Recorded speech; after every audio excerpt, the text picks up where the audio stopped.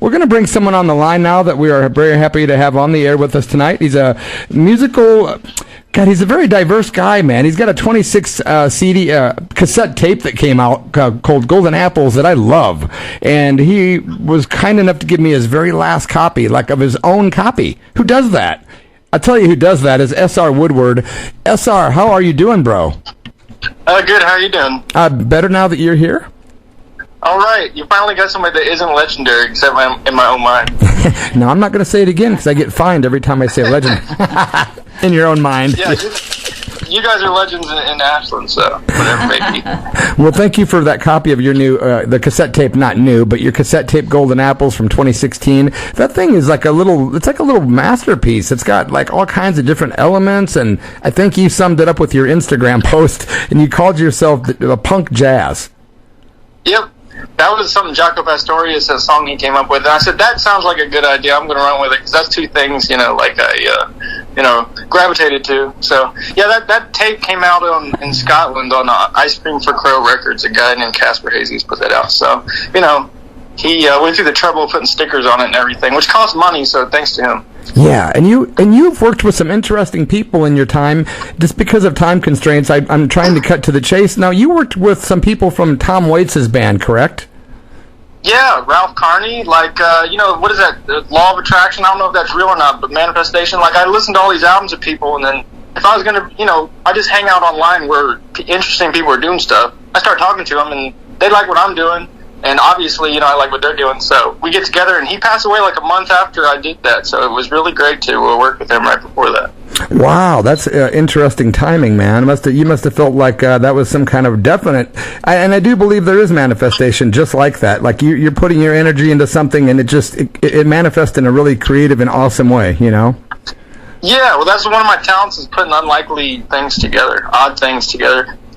Well, it's great that we ended up meeting paths, and I guess it was almost meant to be, really. Yeah. You also, my friend, have done a lot of things that I find very, very intriguing. And I'm going by I don't usually write down questions, SR, because I feel like I like to form my questions based on your last answer as a normal conversation instead of something on paper, Okay, flow. Let's do it. Exactly, brother. So I was going to ask you about several things, and is the Golden Apples the last release that you officially have put out, or have you put out other albums since then? Well, it's like Bandcamp, the line between official and not and mixtape, I don't know. It's like I put out a thing called Moonlight on Jewelbox, and it's pretty weird. Some people like it. Our Stevie Moore dropped in off Twitter and said he liked it, so I was like, that made me feel good. But, that and Golden Apples was like a live band recording I did in 2016. I wanted to get a band together instead. Sometimes I home record by myself, and sometimes I put an ad hoc band together. I'm trying not to say cuss words in the flow, but, Yeah, thank you for that respect. Yeah. Are you working? I heard the rumor is that you're working with Ariel Pink.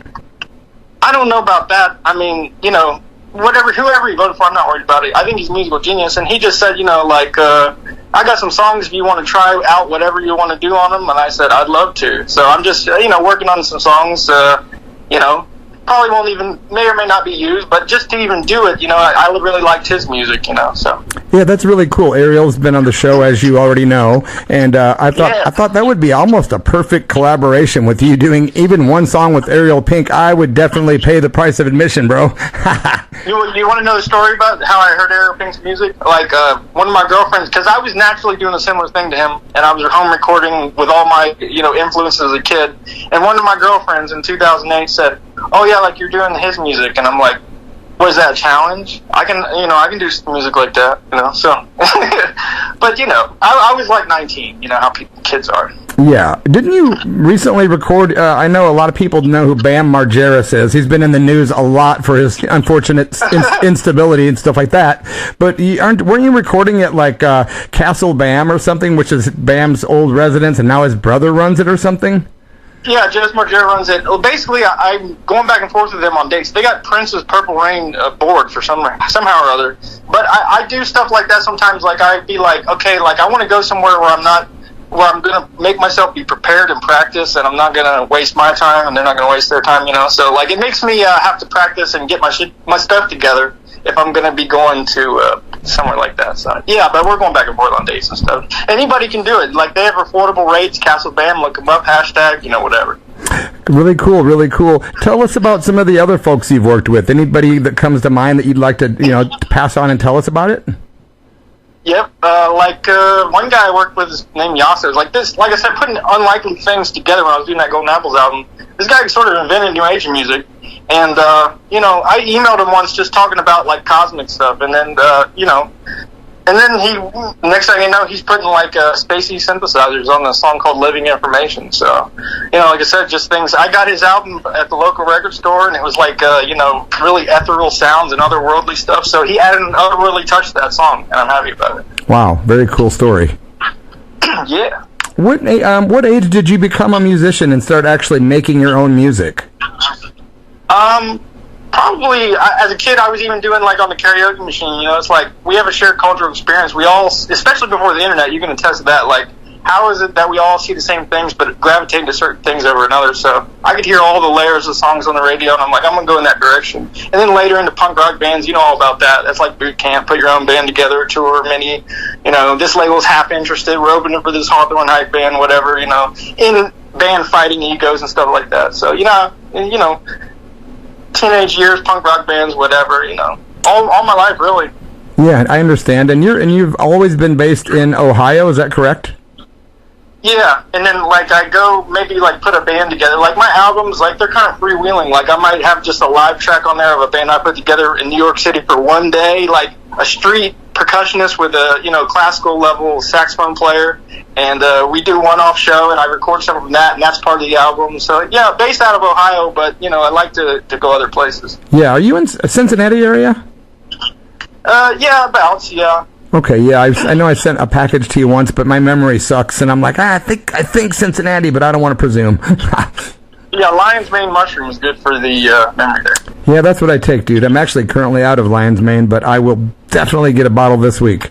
The thing about memory, it's like you've got to remember to take the Lion's Mane, and if you don't have a memory, sometimes it doesn't work out. That's like, right. I got to put a note on myself to wake up and go, don't forget to take your stuff for your memory. It's like, yeah, put it somewhere where you won't miss it. Yeah, like I could write it on my hand, I guess. Your forehead. Yeah. Tracy says my forehead. You have to look in the mirror a lot. It depends on how much you like to look in the mirror. Neighbors are going to be like, what's this guy's problem? His memory. Okay, we get it. What's on the horizon? I know that you're always doing new stuff, man. Would you have anything that you're currently obsessing over, working on, or have a goal of doing? Oh, yeah. I always have music going on. Like, I do it spiritually for myself, whether the world listens or not. Sometimes they do, and sometimes they don't. So, but basically, that whole pandemic world plague thing that happened sort of upended everything of music anywhere, and I'm kind of recalibrating like everybody else. Like, basically just back on the horse and in the shows, and basically I pick up my energy and take it places, and stuff happens, and I just have to start doing it again, really. Yeah. Oh, I have no doubt that you will, for sure. And it's great that I love it. You got to hook up with Mark Robinson from Punk Media recently. How was that meetup? Yep. I was going UFO hunting, and it just so happened he happened to be 10 minutes away from the place I was going. And I wanted to talk to him because he produced that Prisoner of Love Tiny Tim album. He got Tiny Tim in the studio with an orchestra, so anybody who could pull that off is all right in my book. So, and I got, you guys hooked up on your record label, your next record or whatever. So, it's cool how things work out. Yeah, it's nice when friends become friends and we all become kind of networked, It's really awesome. Yeah, and he's a guy that was about integrity. I mean, he would, put his own money into making a project great when nobody else would believe in it. So he's cool like that. He is, man, and just like yourself, he's a very authentic person. I can count on him being real. He's a very conscious person like yourself, high frequency. You're not about the high school behaviors and mentalities. It's about high frequencies and creativity. And sometimes we can't help but be human and go in the direction of a little negativity. But even sometimes, then that's not always unhealthy. Yeah, well, you were talking about what I got going on. There's a guy here in Cincinnati, and he may or may not do it, but, me and Mark were talking about, he's sort of a legendary guy in his own right. If he wants to do it, we can get some, streaming of his music it should be captured for posterity, basically. So I don't want to say anything specific, but if it happens, it'll be cool. Yeah, man. Well, always keep us posted, SR, for sure, man. And it's great that you'd made a few minutes to talk to us tonight. I want to play some music of yours because that's what it's all about. And when I heard the Golden Apples cassette, I was sitting out on my patio doing some trimming, and I'm like, God, this is really unique. Like, I love it. Yeah. It's deep. It's real. But yet, at the same time, it's just got that you know that you put your heart into it. And it's a tune that you had recommended that we play called "Her on a Hill." And what would you say the song is based on? It's basically talking about getting out of Dodge, meeting somebody, and going off the grid and living a peaceful life away from everything. Sounds good. It does sound good. Well, thank you so much, man. We're gonna do this awesome rock tune, this music, and people can put whatever label they want on it. But I think it's awesome, and I want to say thanks again for being here, my friend. Yeah, no problem. Sister Tracy's going to cue up your song. I think we're going to roll into Her on a Hill from the 2016 Golden Apples. You're listening to the Church of Rock radio show. We've been chatting with S.R. Woodward, and very grateful for the chat. And we will keep in touch and hopefully talk with you down the road, amigo. Yeah, let's see what happens. Okay, well, here we go. It's S.R. Woodward, Her on a Hill, at the Almighty Church of Rock at KSKQ.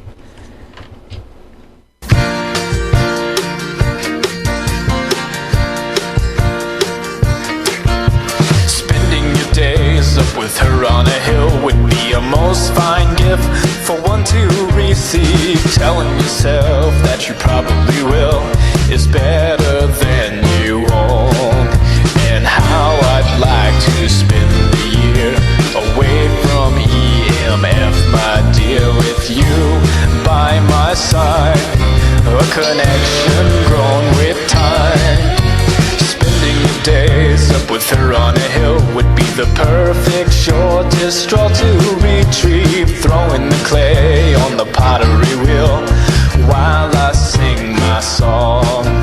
And how I'd like to spend the weeks away from urban sprawling streets. Flora just outside, and a horse named Horse to ride.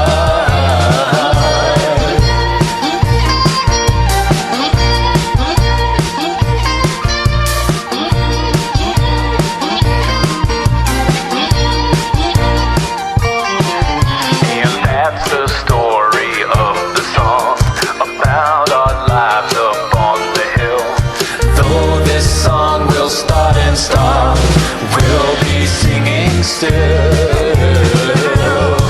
yeah.